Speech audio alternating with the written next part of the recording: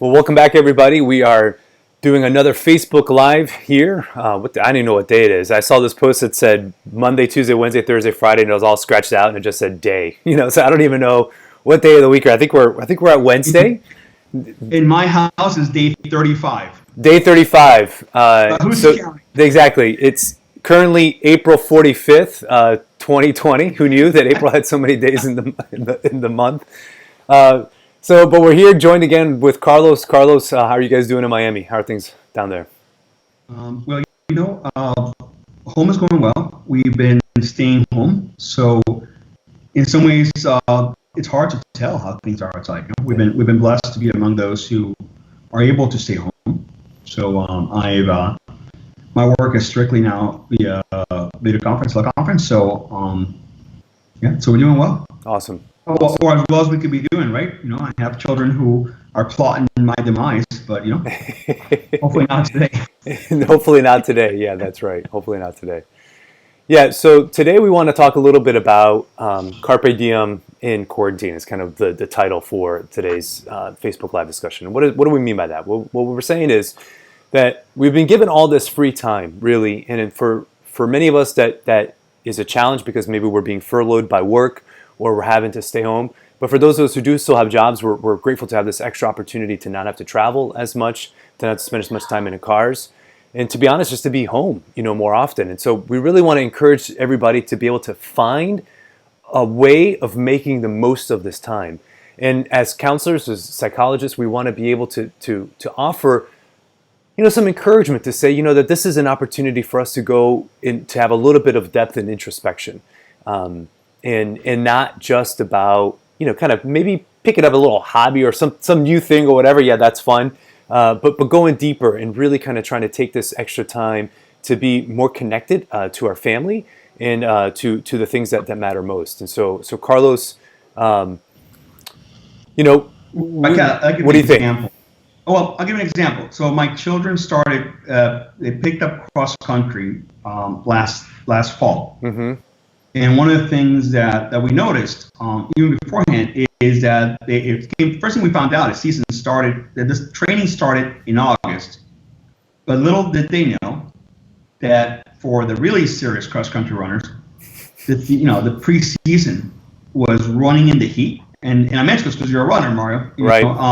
They're sitting in the heat. They're running the heat. The poor human beings, 95-degree heat, sweating, going up a hill, dying, while everybody else is kind of relaxed at the pool, right? Right. And funny enough, is those kids who have that, either they have the foresight or they were forced into that kind of foresight, are the ones picking up medals in October, right? Right. So there's there's a concept of the cocoon or the chrysalis.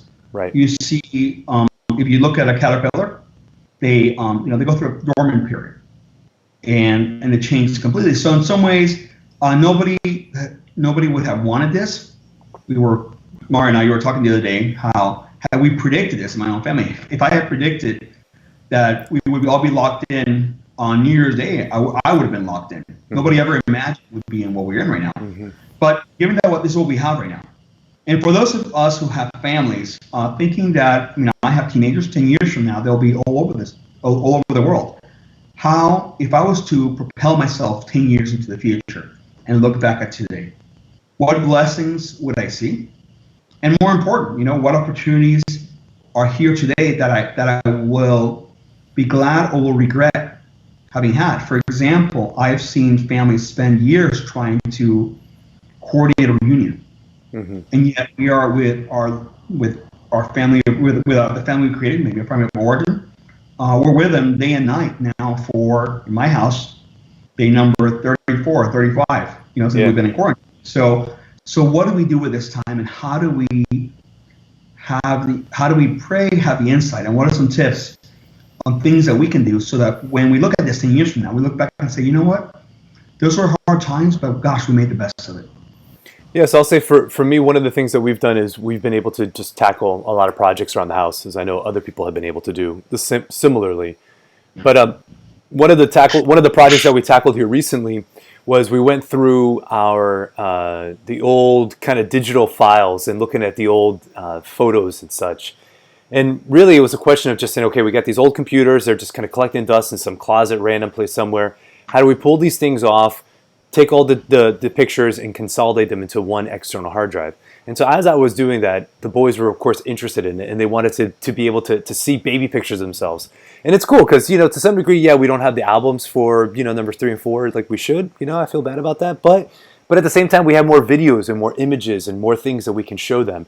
And so we were going through all of it, and we spent the evening going through all the pictures and all the videos, and the kids just absolutely loved it. And it was one of those things that was completely unscripted, completely unplanned, but we had the opportunity to really kind of sink into. And the reason we were able to take advantage of that is that because we didn't have basketball practice coming up, in a couple hours, or we didn't have taekwondo, or we didn't have an excessive amount of homework, or we didn't have any of these other things that were just are good. They're all good things, but the things that end up pulling us away, that we could take as much time as we wanted just to go through these old pictures and to really enjoy that time.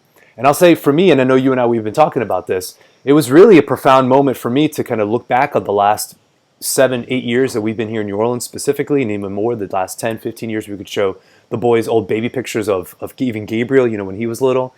And just kind of being able to have some time to pause and to reflect about life, about growth, about places that I feel like I've grown, places of struggle, places of pain. When you go back to certain memories or you see certain pictures, it brings you back into the experience of where you were when those pictures were being taken. And it doesn't take much for us to kind of get right back into those moments. So being able to reflect on that, and then being able to say, okay, well, what does it mean kind of looking forward and moving forward? What do we desire? It's been an opportunity for all of that. Yeah.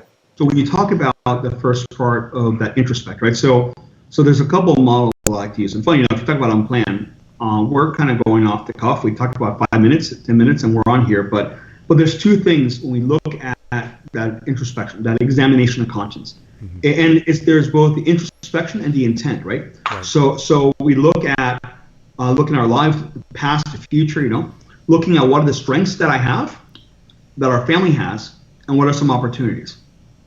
And I think it's very important when we look at it. So one of the things that you've looked at is your pictures, kind of looking at what has happened, what you've liked. And it's funny because when you're talking about, as you were sharing about this picture experience your family has had, look at the pictures, digital videos, and so forth, it reminds me, and I don't know, we have larger families, 4 or 5 children, how with baby one, it kind of starts Which slow. is small for some people. Every time I have these conversations with the Catholics, I'm always like, I only have 4 kids, like it's like everybody has more than me. So yeah, but we have to keep the size of the family, got to keep in perspective. So No, but one thing to keep in mind is when you think about getting married and your first child, it's like when you have the first child, like you literally have the time to sit there and watch the kid sleep. Yeah, right. And if you're like me, you would kind of wake up the kids because you're bored, And then as you have more and more kids, it's like life. It's almost like a roller coaster, It just goes faster and faster and faster and faster because the needs increase. Our profession, like most of us started very simply. Our professions start taking off. There's more demands and more a lot of things. So we have this time now to kind of slow down and introspect. And well, I think what's really important is to look at both our strengths, but also opportunities. And I want to use the word opportunity. It's really important for people listening that we can see our strengths and weaknesses, right? When we look at a weakness as a weakness, then we go back to those negative feelings. I've had some, my oldest is 16, last, 17 years, I've had ups and downs. And as I go into look at my own life, it's very easy to get down about those things that I may have not done. Times I may have been too busy, times I have missed. But what's important is to take that time and turn it into opportunities. So the reality is, yes, I should have done more of this. Yes, I could have done that. But but from there, this is my opportunity right now to not just focus on the strengths, but this is my opportunity to try to make things better. And one of the things that I wanted for you to expand upon, Mario, if you don't mind, is I know you're an expert in attachment. So question is this, many times what happens as it goes by, which one of us could say we wish we were not closer to one of our kids, that we wish we knew our kids better? For some families, the real panic was what they were calling, right? The 3-month spring break, this panic of I'm home, with my kids, more affluent people, I don't have help, or whatever it is. What do I do now? And sometimes, some families who may feel like they're living with strangers right now. So what are some things, Mario, that people can do to reconnect, or if they're ready to reconnect it, to strengthen those bonds with their family? Yeah, so, the attachment system, the way it works is that inevitably we all have a group of people, or particularly one person, that we find security in. And at a natural human level, we see this, of course, playing out initially when we're infants and having the secure attachment to our mothers. And that bond, that relational bond, is what is absolutely important for us to be able to overcome certain trials and fears. And so when we see this with kids as they grow up, is that when kids have a secure attachment, they are actually more likely to be adventurous. They are more likely to be exploratory. They're more likely to be engaged in their classrooms and in different places, and generally just healthier. Because when you have that sense of security, when you have that felt security in a relationship, knowing that somebody loves you no matter what, that actually gives you the encouragement and the courage to be able to go do the things that you need to do. Hold on a second. You're saying that Dennis the Menace was actually possibly securely attached? Dennis the Menace was securely attached to his parents. 100%. So if your kids are driving you crazy and pushing every button, yes, it may not be they're being defiant. It may not necessarily. No, not inherently. But what else could it be? So how would you, if you don't mind me, just completely off the cuff. Parents who the kids are driving nuts, how can they tell whether or not the kid is actually testing boundaries or feeling comfortable and just maybe being, there's a thing saying out there, kids give me a hard time because they're having a hard time. But you're telling me they could be a hard time because they can. Because they can. Yeah, I think, I've also heard it said, like my mother-in-law, who taught preschool and kindergarten for 30, 40 years, she would say that, kids often have their hair down with their parents and have their best behavior, when they're out in the classroom. And so I think that the question you're asking is a good one. How do you distinguish the two? Well, first and foremost, we have to acknowledge that we're a few weeks into this. And so the time's getting long, right? Recognizing that for certain people, we're just kind of, maybe we're at the point where honestly, we're just kind of getting bored with one another. And so we have to acknowledge that. And that may mean having to, separate a little bit more, get creative about who's outside and who's inside. Who are you going to take in the car just to go on a ride, just for the sake of getting out and doing something, or who's going to watch the movie here and who's going to do something else there, having to change it up a little bit. But in terms of recognizing the difference between defiance, I would say, or just kind of boredom at this stage, I think it's a question of response to the disciplinary actions that you set before them. I mean, we still need a parent. We still need to have boundaries. We can't let the kids eat all the candy that they want. Just be a free for all with their time. There still needs to be some sense of structure. Or all of those things. Or be on Zoom as late as they want, because somehow the family rules should not apply anymore. Well, I think that's a situation that some of us are experiencing. Everybody else is doing it, and I have fear of missing out on that great conversation that's going to happen at 2 a.m. in the morning. Yeah, no, I think we can put some limits on that. So no, I think we still have to parent in the midst of this, and even though it looks a little different. But back to the concept of attachment, I'll share a story. That my 5-year-old, he said this one night when we were putting him to bed. He said, we said our prayers, and as he was going to sleep, he was laying down. As he was going to sleep, he said, Mom, Dad, I'm grateful to have parents like you to protect us against the coronavirus. And it just struck me that he feels safe, and because he feels safe in the home that we've created, he has freedom to not have to worry about getting it, or if he does get it, what the implications of that will be. And so he can be outside and he can be himself. And by and large, I think that the kids have kind of accepted this as being kind of the new normal. But we're therapists. I don't know what to say. We try our best to teach our kids how to reflect and how to talk. And so I'm going to flip the question to you. I mean, what advice would you give to parents in the midst of this, who they themselves are maybe getting high strung, or their anxiety is getting the best of them, and they can't engage anymore with their kids? What do you think? Man, this is a tit for tat here. Okay, so yeah. Here we go. Keep going. And first of all, do as I say, not as I do.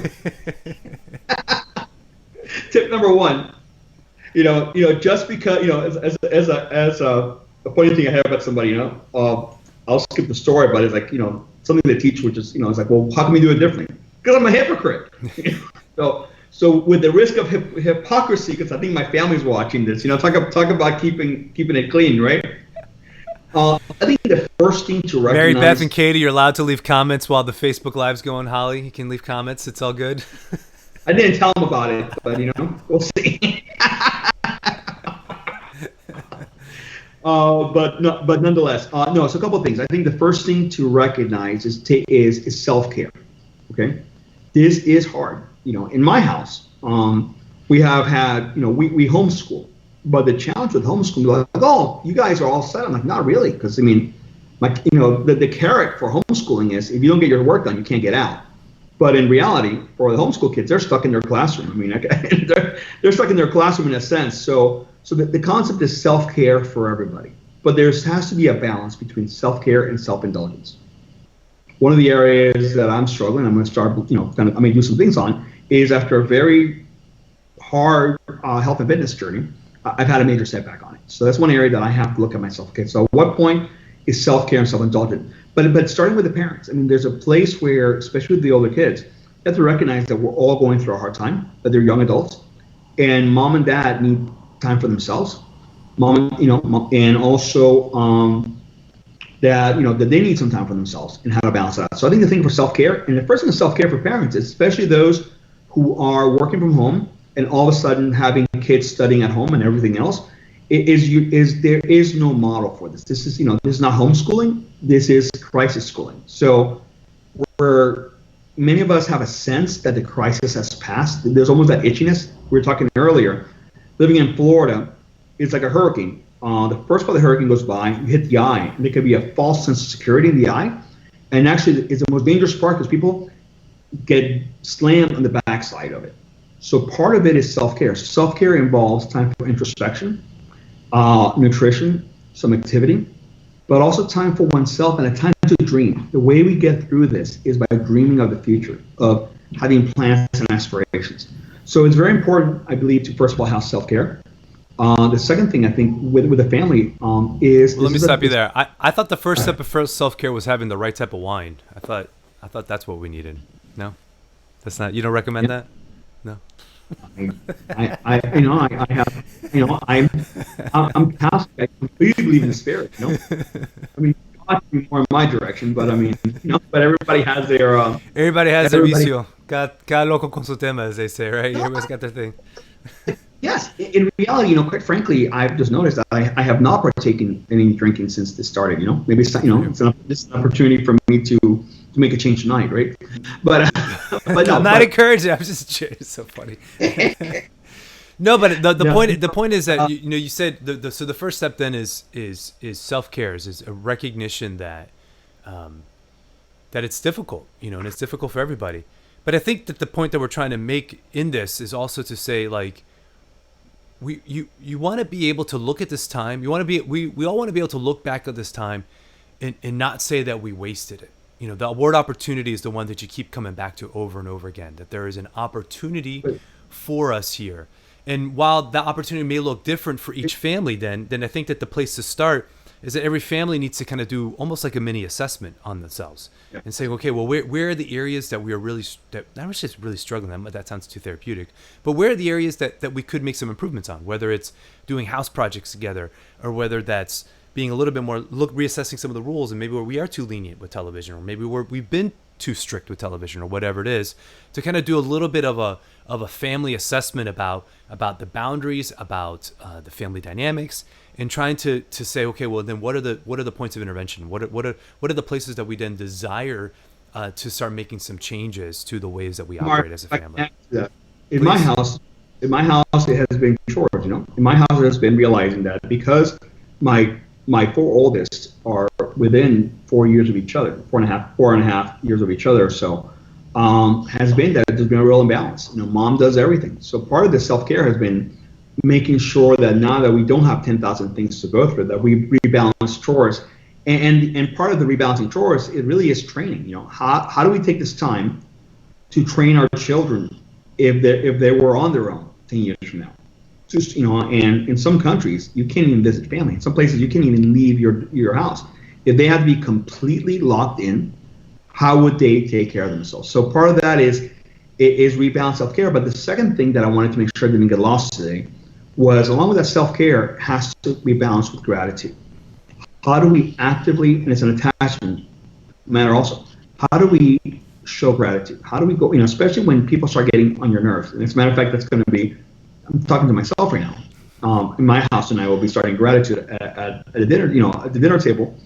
Start talking about gratitude. How do we show everybody gratitude every day? Because if we're focused on gratitude and counting our blessings, it becomes much more difficult to be introspective and miserable with limitations we have. Yeah, no, that's absolutely right. And gratitude is a great marker for hope, but also for is a safeguard against depression as well. Because I think my concern also is for people who, we're trying to speak very positively, but if we can, just for a couple of minutes, maybe talk just a little bit about family situations where the dynamics are not healthy at all. Couples who are on the verge of breaking up and now they're being forced to have to stay together. Situations where there was some type of, I hate to say it, abuse or some other type of neglect or situation where family dynamics have been severely off, and now they have to kind of refocus and kind of fend for themselves in the midst of all that. I know that can be very, very difficult for families. And so for that, if that's your situation, first and foremost, my honest encouragement would be, I know almost every therapist in the country right now has switched to telehealth practice. And so counseling services are still available for people.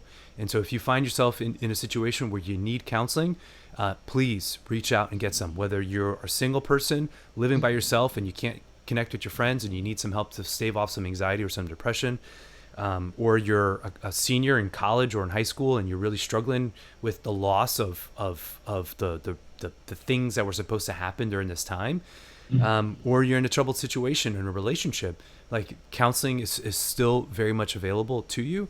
And so my encouragement would be to avail yourself to those professional services.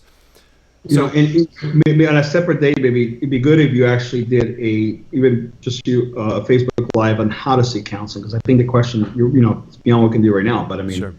I think it's very important on how to seek those services, because you're absolutely right. As a matter of fact, there is, in a sense, this availability a lot more. Mm-hmm. I do know a lot of our colleagues are like medical doctors, everybody else, because people are afraid to go to offices, are hurting, so they have more availability. This major shift. So I mean, I'm not sure if you're accepting clients or not, but I mean, you can still give people some hints on how to go about doing that. Yeah, absolutely. All right, so be a really helpful thing. Bringing this back together, we started this conversation with the sense of Carpe Diem. Okay, so the imagery that you've used for us has been the sense that we're in this cocoon right now, and we're in this time of holding, where we can kind of assess on certain things and make certain changes into our family dynamics and into our relationships that hopefully on the other side of this spurn into a beautiful butterfly, become something new and something. And the various elements that we've talked about so far into this is assessing our strengths, taking advantage of opportunities, and then also seeking gratitude, in the midst of all this. Is there any other final points, Carlos, that you want to add to that? I would just, just a point about self-care, about self-care. Yes, absolutely. Being, and what will be helpful is if we're having a colloquial talk right now, but if folks can let us know what they want to know more about, we'd be happy to get into that. Our hope here is to serve. It's a way to be a resource for people who may want it. So yeah, self-care, and again, and the final thing I would say this, in my family, we started a little earlier than everybody else with quarantine, but our initial reason for it, because we knew a lot less about this virus, was not so much we wanted to protect ourselves. We wanted to make sure that as a family of 7, we did not geometrically spread. We realized that if we all got sick, if you look at the numbers, we could be responsible for somebody's death. So for us, it was an act of love and charity to stay home. And sometimes to recognize that, to look at the mundane, everyday things that happen. How do we look at today as a chance to serve others, as a chance to grow in holiness, as a chance to become a better person? And just the fact that we're home.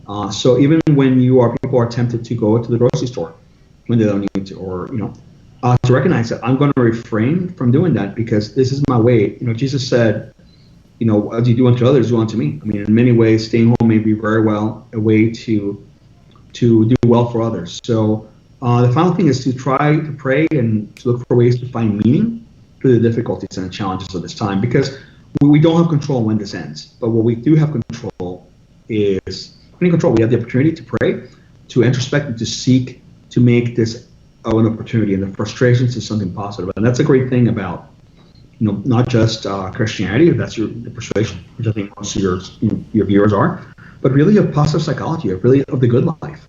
If it's how do I see bigger things in the everyday. Amen.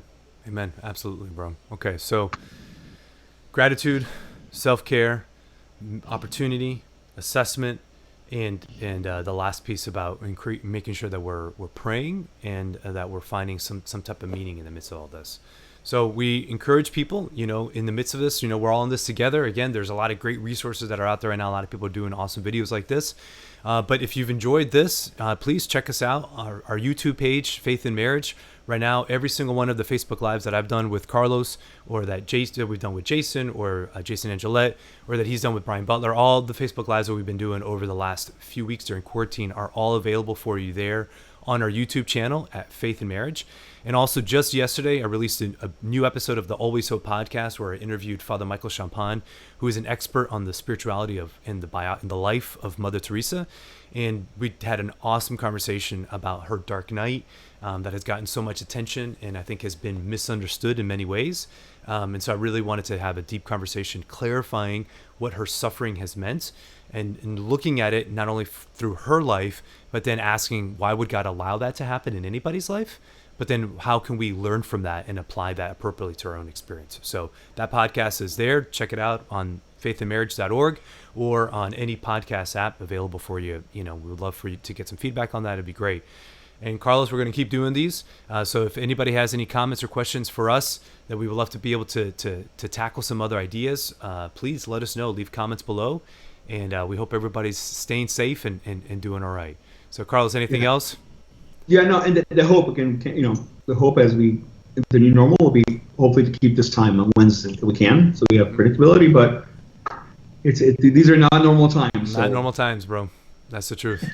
That's the absolute truth. So, all right, everybody. God bless. Enjoy the rest of your day.